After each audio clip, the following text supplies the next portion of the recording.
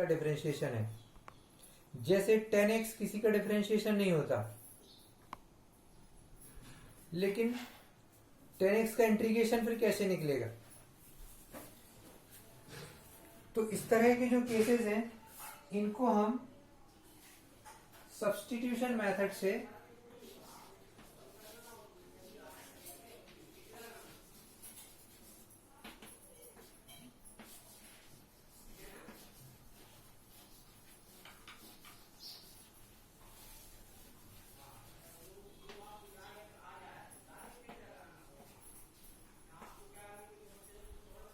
तो integration by substitution ये topic है। वैसे तो ये 7.1 एक्सरसाइज के बाद दिया हुआ है, ठीक है। तो कुछ हम 7.1 के क्वेश्चन डिस्कस कर चुके हैं, कुछ और अभी करेंगे, बट मेन इंटीग्रेशन यही है। आपको सब्स्टिट्यूशन करके ज्यादा बेहतर तरीके से आप समझ सकते हैं, लेकिन अगर सब्स्टिट्यूशन के बगैर कर सकते हैं तो बहुत अच्छा है, कोई प्रॉब्लम नहीं, वो भी हम सीखेंगे।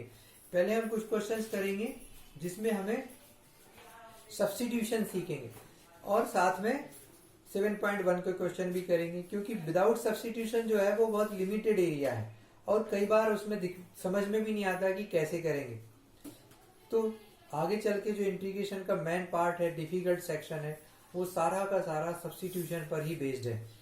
फंक्शन को देख के आपको समझ में आना चाहिए कि हम किसको क्या सब्स्टिट्यूट करें ताकि उसका इंटीग्रेशन आसानी से हो जाए। इसके लिए आपको दो बात ध्यान करना है। इंटीग्रेशन में प्रोडक्ट रूल नहीं होता, क्वोशिएंट रूल नहीं होता, बहुत आगे जाके प्रोडक्ट रूल है, ठीक है। उसको इंटीग्रेशन बाय पार्ट बोला गया है। अगर दो फंक्शन का प्रोडक्ट है, जैसे sin x into log x, तो ये हमारे पास जैसा कि डिफरेंशिएशन में फार्मूला है, प्रोडक्ट फार्मूला या क्वोशिएंट फार्मूला, ऐसा सीधा सीधा फार्मूला यहां पर नहीं है। इसके लिए कुछ कंडीशंस हैं, उसके बाद ही इंटीग्रेशन होगा, लेकिन वो अभी यहाँ स्टार्टिंग में नहीं है। तो अभी हम ये मान के चलें कि हमारे पास डायरेक्ट प्रोडक्ट रूल नहीं है, तो हमें क्या करना है, जब प्रोडक्ट में कोई भी फंक्शन होगा तो हम उसको स्प्लिट कर लेंगे, या तो एडिशन में या सब्ट्रैक्शन में। जैसे sin x cos 2x, ये प्रोडक्ट में फार्मूले दिख रहा है आपको, दो फंक्शन है प्रोडक्ट में। अब हम कुछ ऐसी आइडेंटिटी यूज करेंगे जाकि ये स्प्लिट हो जाए, या तो सम या डिफरेंस में। तो ये सब्स्टिट्यूशन का बेस है, क्यों सब्स्टिट्यूशन करना है, कैसे करेंगे, ये आने वाला क्वेश्चन, अभी डिस्कस नहीं करेंगे। बेसिकली मैं शॉर्ट में बता देता हूं। अगर हम 2 से मल्टीप्लाई कर दें, 2 से डिवाइड कर दें, तो 2 sin a cos b, 11th class में हमने पढ़ी हुई identity 2 sin a cos b, ये sin a plus b plus sin a minus b से होता है। तो अगर हम इसको आगे करेंगे तो उसी आइडेंटिटी से ये स्प्लिट हो जाएगा, दो पार्ट में डिवाइड हो जाएगा। 2 sin a cos b, इसको a सपोज कर लिया और इसको b सपोज कर लिया, तो ये बन गया, ये होता है sin a प्लस b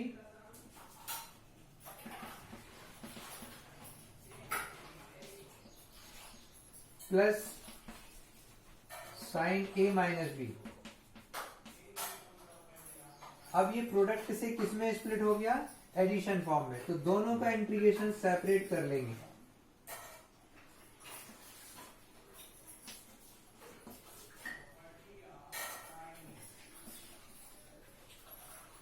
बस इतना ही हमें समझना है इनिशियल स्टेज में कि अगर कोई डिवीजन में है, कोई प्रोडक्ट में है, तो हमें आइडेंटिटीज को यूज करके एडिशन या सब्ट्रैक्शन में स्प्लिट करके फिर उसका इंटीग्रेशन करेंगे। लेकिन जैसे ये sin 3x है,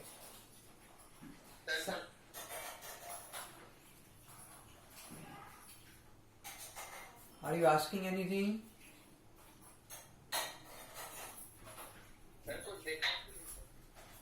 दिखाई नहीं दे रहा है?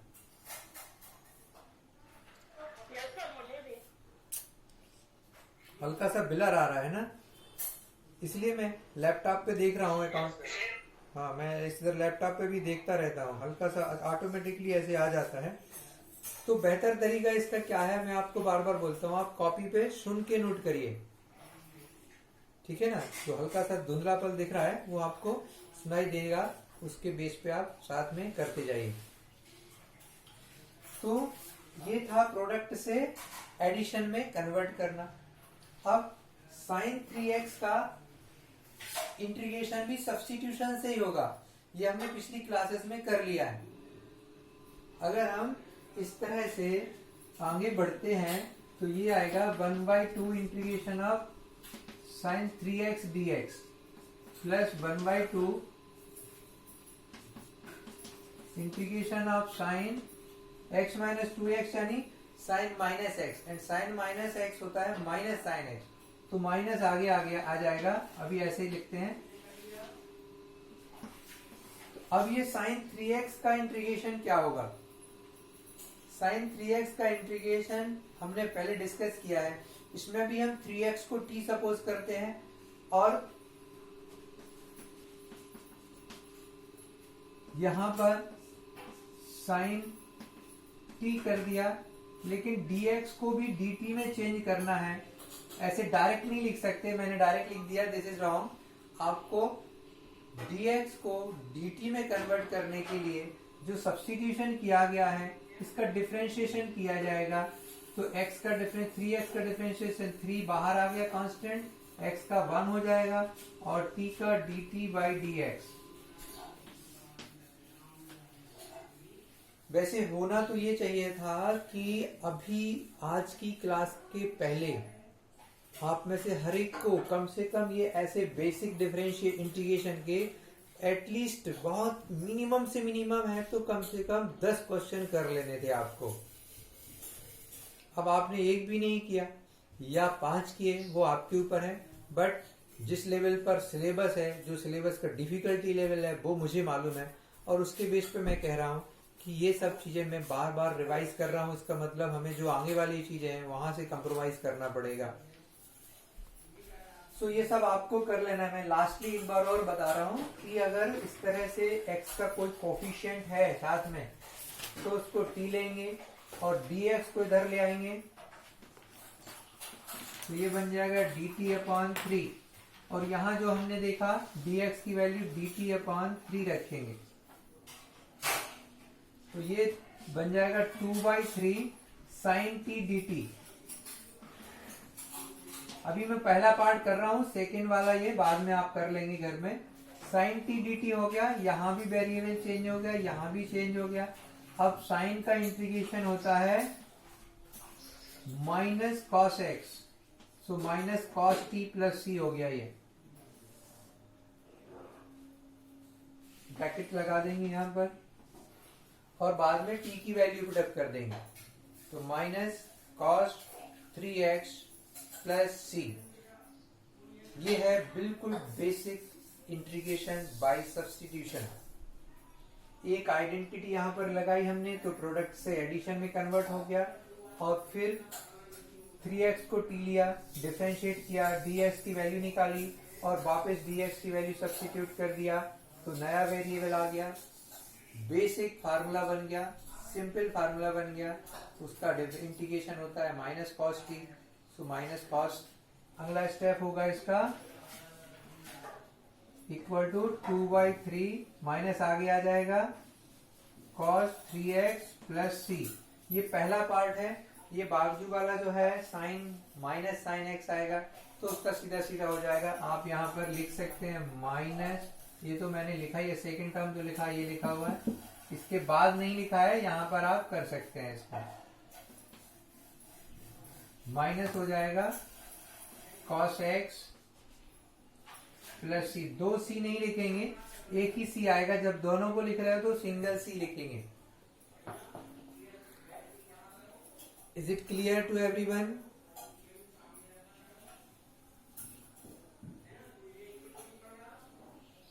कोई डाउट किसी को?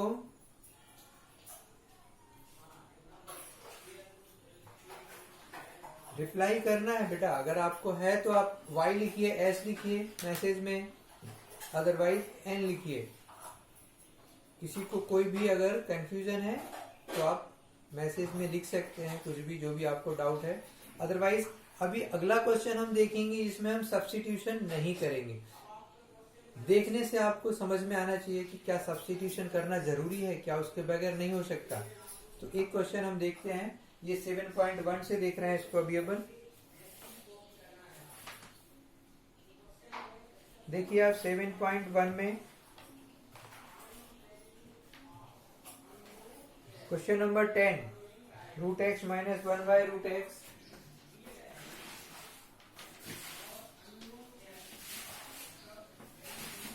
चाप निकालना है।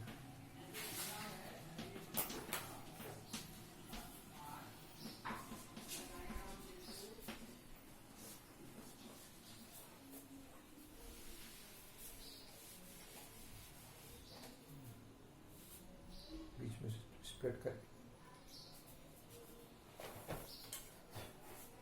Root x minus 1 upon root x whole square. अब यहां पर simple a minus b whole square दिख रहा है, तो आप a स्क्वायर करेंगे plus b square minus 2ab।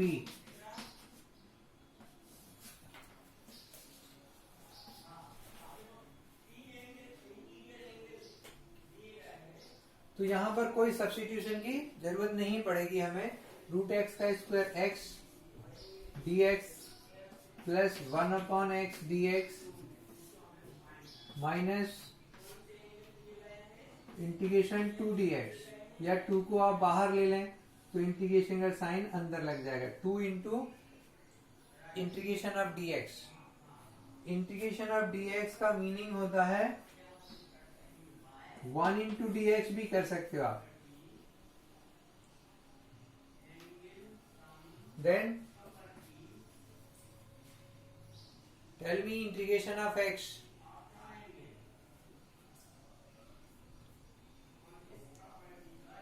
भाई tell me the answer, integration of x क्या होगा?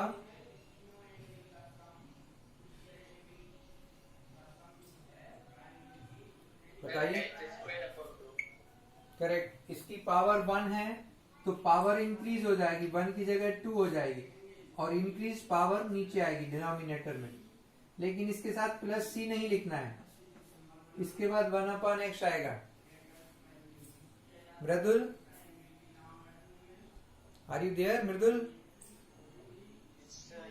Tell me integration of 1 upon x तो कितनी है?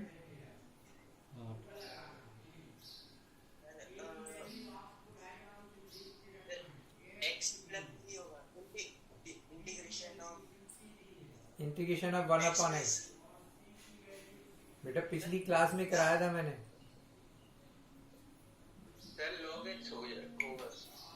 हाँ प्रत्युष, अभी आपको नहीं बोल रहा है जब, है ना? If somebody else are speaking, then you should not tell the answer. It will be log x। मैंने पिछली क्लास में बहुत क्लियरली बताया था 1 अपॉन एक्स का इंटीग्रेशन log x होता है।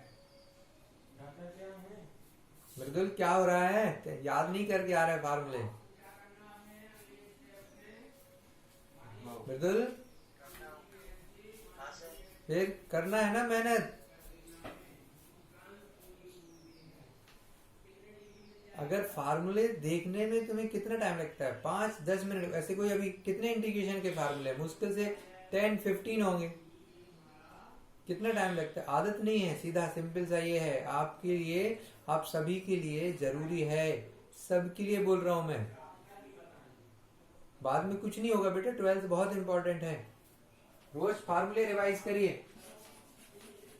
log x माइनस 2, और जिसका मैं नाम बोल रहा हूं उसी को बताना है। खुशी, क्या होगा खुशी? इंटीग्रेशन ऑफ 1 dx लास्ट वाले में। करेक्ट।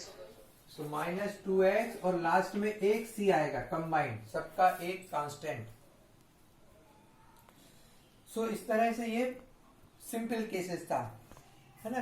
तो हमें अपना प्रैक्टिस करते समय देखना है कि अगर कोई इजीली सिंप्लीफाई हो रहा है तो सब्स्टिट्यूशन की जरूरत नहीं पड़ेगी, लेकिन मैक्सिमम क्वेश्चंस में सब्स्टिट्यूशन लगता है। अभी हम देख रहे हैं 13 x³ minus x²।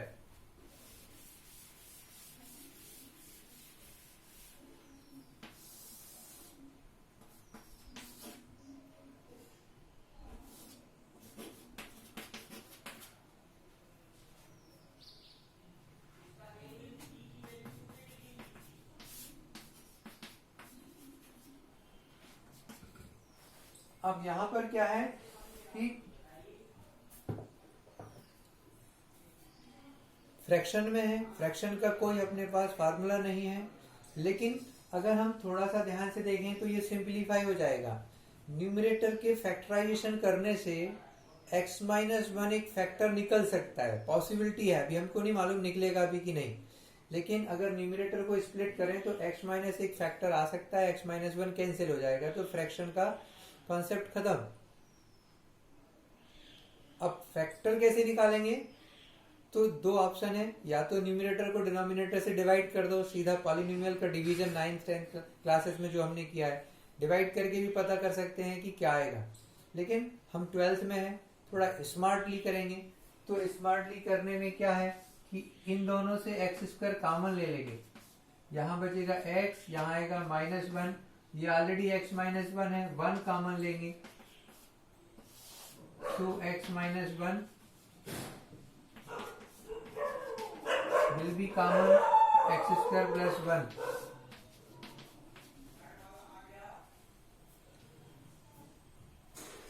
Now we have got a factor x-1 and x² plus 1, so this will be cancelled, x² plus 1 dx।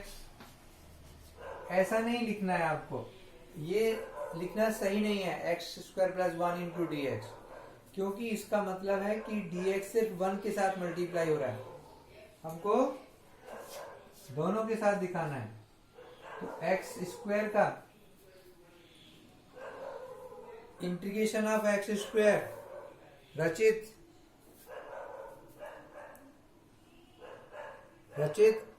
अरे क्या होगा इंटीग्रेशन x² का?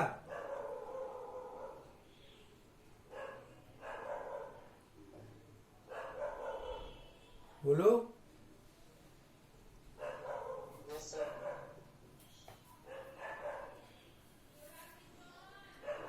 अभी पिछले क्वेश्चन में बताया था ना मैंने, पावर एक इंक्रीज हो जाती है।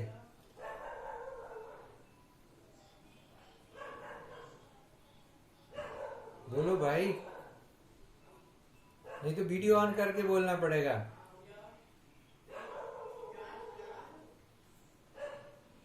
रचित, आर यू देयर और नॉट?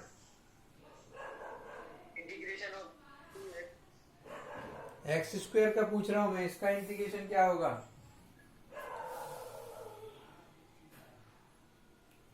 अभी बताया था मैंने, देखो इधर 1 पावर है तो एक इंक्रीज हो जाएगी, और इंक्रीज पावर से डिवाइड करेंगे तो ये 2 पावर है तो इंक्रीज हो जाएगी 3, और 3 से डिवाइड करेंगे, ये है इसका इंटीग्रेशन x³/3। क्लियर हुआ अभी?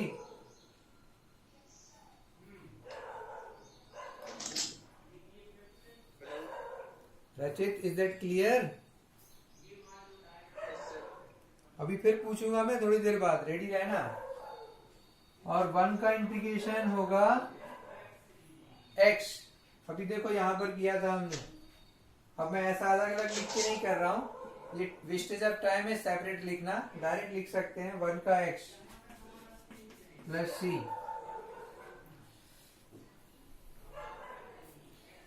सो ये है बेसिक इंटीग्रेशन विदाउट सब्स्टिट्यूशन।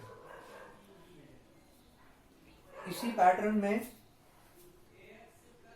14 देखें आप, 1 - x√x है 14 में, करना मैं कर नहीं रहा हूं, जस्ट आपको बता रहा हूं, होमवर्क में करना है आपको इनको।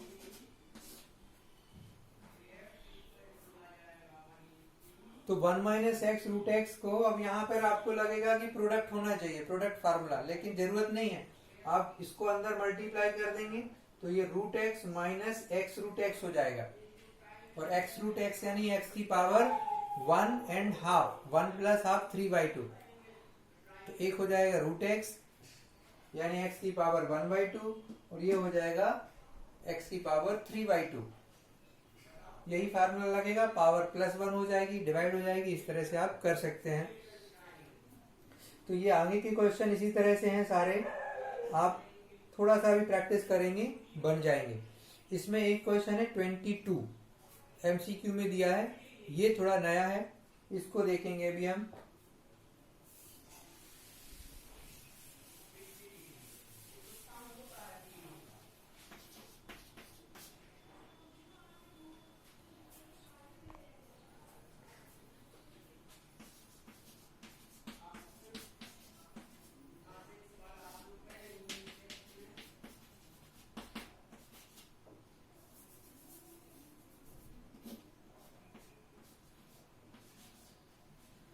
Integration of a function is 4x³ minus 3/x4, ये दिया हुआ है आपको, such that f2 is 0, then find fx। जिस फंक्शन का integration, sorry differentiation, not integration,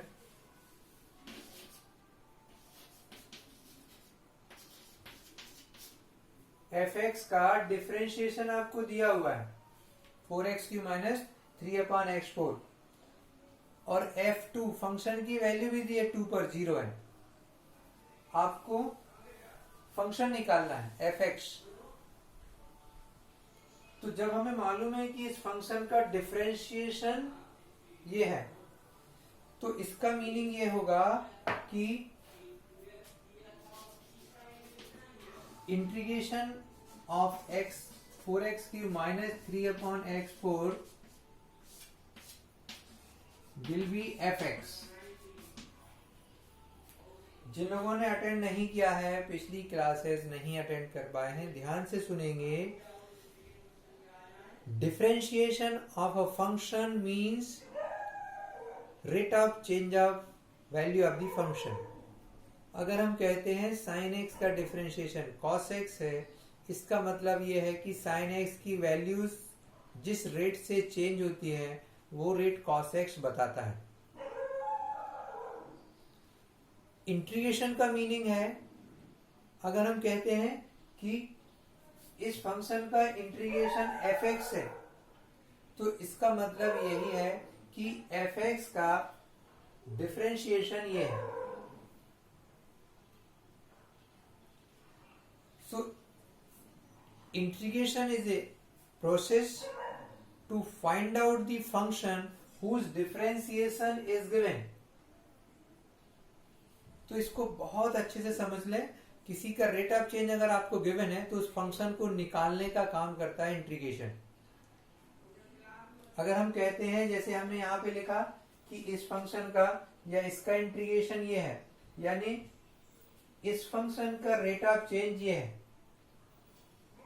x³ plus x का डिफरेंशिएशन होगा x² plus 1।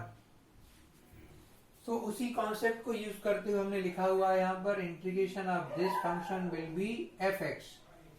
Now we will integrate this, constant है बाहर आ जाएगा, x³ का इंटीग्रेशन होगा minus 3 is before integration 1/x⁴ dx is fx. So fx will be 4. Now Rachit, tell me integration of this.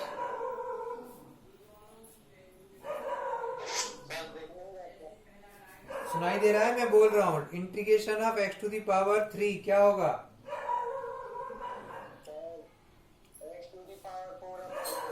Good.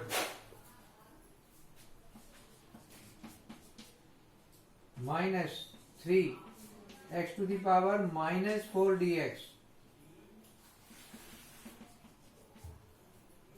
4 is cancelling, x⁴ minus 3। अभी है x⁴ minus 4। Vaibhav, can you tell me? -4 है, इसी फार्मूले को जो हम discuss कर रहे हैं, पावर में +1 करना है और उसी से डिवाइड करना है। वैभव, ट्राई टू आंसर। x⁴ -4 -4 है तो क्या होगा, उसमें +1 करेंगे तो क्या आएगा, -3 हो जाएगा, है ना। हाँ, तो x की पावर -3 और उसी से डिवाइड कर देंगे। कोई भी पावर हो, सिर्फ -1 की पावर में ये फार्मूला नहीं लगेगा। जब x की पावर -1 होगी तो उसको हम 1/x लिखेंगे और 1/x का इंटीग्रेशन log x होता है। बाकी जो भी पावर है उस पावर को 1 है, 2 है, 1/2 है, 3/2 है, for any power you can add +1 and divide by the new power is equal to fx. Now this -3 will be cancelled, this will be become plus, so it will be x to the power 4 plus x power 3 है, नीचे चला जाएगा, plus c equal to fx। या हम शुरू में fx लिख रहे हैं तो इधर ही लिखते हैं, लास्ट में नहीं लिखेंगे। लेफ्ट साइड में लिखना ठीक रहता है, कंफर्टेबल होता है हमारे लिए समझना।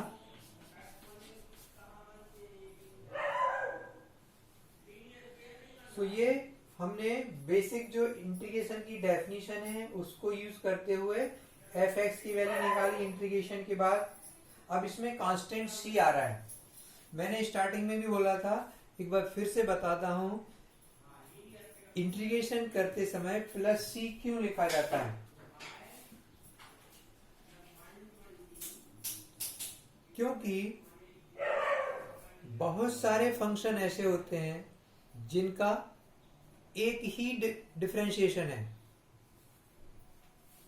बहुत सिंपल सा एग्जांपल से देख सकते हैं आप,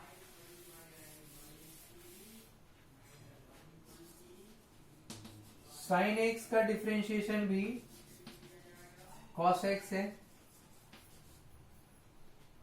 और sin x + 2 का डिफरेंशिएशन भी sin x ही होगा,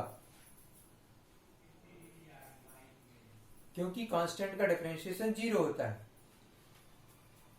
2 की जगह 21 कर दें, 211 करें, for all such function differentiation is cos x।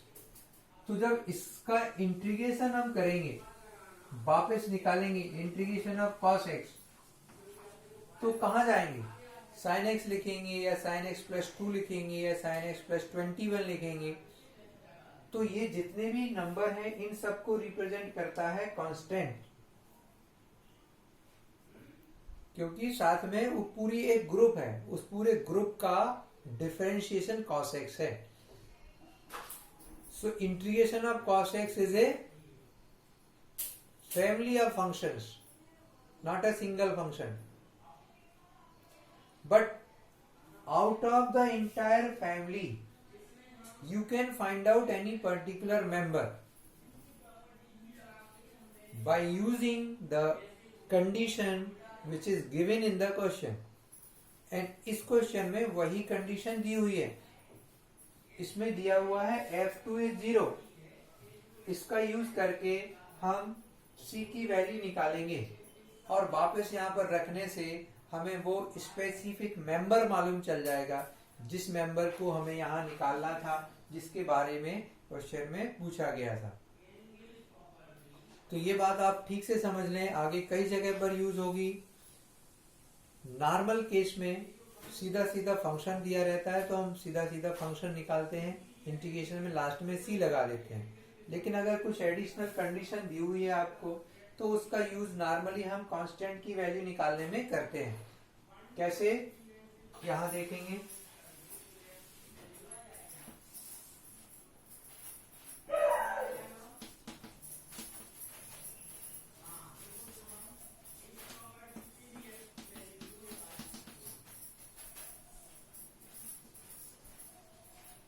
इसका मीनिंग है जब x2 रखेंगे तो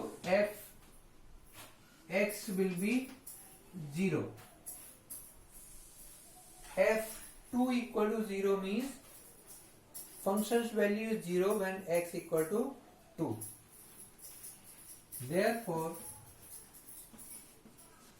put x equal to 2 in 1, ये हमारा फर्स्ट इक्वेशन है, ये हमारा फंक्शन है, इसमें हम 2 रखेंगे और f की वैल्यू 0 रखेंगे, f x की जगह पर, तो ये 0 हो गया।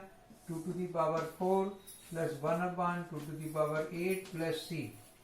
ध्यान से देखेंगे, x की जगह पर जो भी वैल्यू हमें दी हुई थी 2 वो रख दिया और फंक्शन की वैल्यू 0 है तो f(x) की जगह पर 0 रख दिया। इससे हमें मिल जाएगा c की value 16 plus 1 upon 8 plus c। So it is LCM is 8, 8 6 the 48, 8 बन जाए 8 and 4 12 प्लस 1। सो ये ट्रांसफर होके नेगेटिव हो जाएगा 129 upon 8। Now putting the value in 1,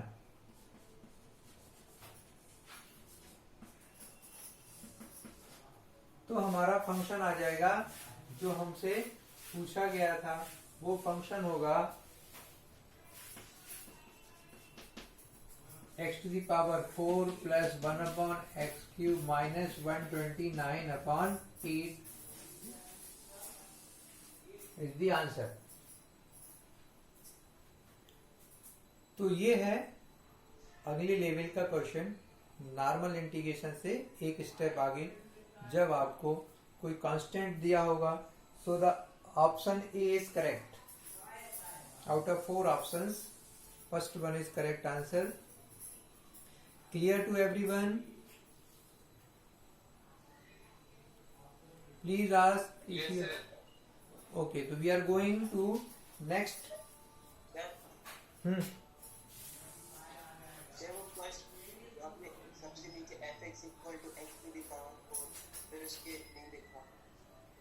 उसके ऊपर का स्टेप दिख रहा है ना, ये तो दिख रहा है ना, तो ये 3 हाँ इसको देखो, ये 3 कैंसिल हो गया, माइनस माइनस प्लस हो गया, तो x to the power 4 plus x to the power minus 3 है, वो नीचे चला गया, 1 अपॉन एक्स क्यूब हो गया। अच्छा मोबाइल मेरे ख्याल से, हाँ एक minute I am making it now, it is visible.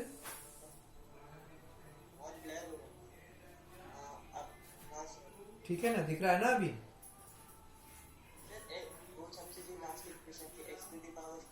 Plus 1 upon x cube plus C, उसको इक्वेशन नंबर 1 सपोज किया है।